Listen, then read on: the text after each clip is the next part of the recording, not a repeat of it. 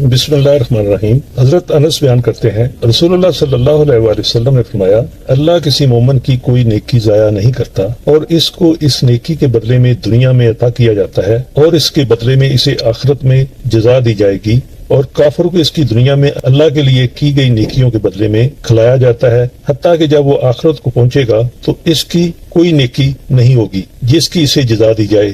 حضرت عبداللہ بن عمر رضی اللہ تعالیٰ عنہ سے روایت ہے، رسول اللہ صلی اللہ علیہ وآلہ وسلم نے فرمایا، قرآن کی مثال گھٹنا بندھے ہوئے اونٹوں کی سی ہے، اگر مالک ان کے بندروں کے ذریعے ان کی حفاظت کرے گا تو انہیں اپنے قابو میں رکھے گا، اگر ان کے بندھن کھول دے گا تو وہ بھاگ جائیں گے۔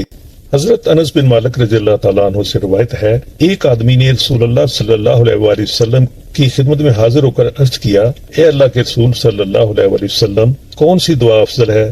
آپ نے فرمایا، اپنے رب سے دنیا اور آخرت میں معافی اور عافیت کا سوال کر۔ پھر وہ آدمی آپ کے پاس دوسرے دن حاضر ہوا اور کہا، اے اللہ کے رسول صلی اللہ علیہ وآلہ وسلم، کون سی دعا افضل ہے؟ آپ صلی اللہ علیہ وآلہ وسلم نے فرمایا، اپنے رب سے دنیا اور آخرت میں معافی اور عافیت کا سوال کر۔ پھر وہ تیسرے دن حاضر خدمت ہوا اور کہا، اے اللہ کے نبی صلی اللہ علیہ وآلہ وسلم، کون سی دعا افضل ہے؟ آپ صلی اللہ علیہ وآلہ وسلم نے فرمایا، اپنے رب سے دنیا اور آخرت میں معافی اور عافیت کا سوال کر۔ جب تجھے دنیا اور آخرت میں معافی اور عافیت مل جائے گی تو یقیناً تو کامیاب ہو جائے گا۔ اللہ رب العزت ہمیں نبی کریم صلی اللہ علیہ وسلم کی احادیث پر عمل کرنے کی توفیق عطا فرمائے۔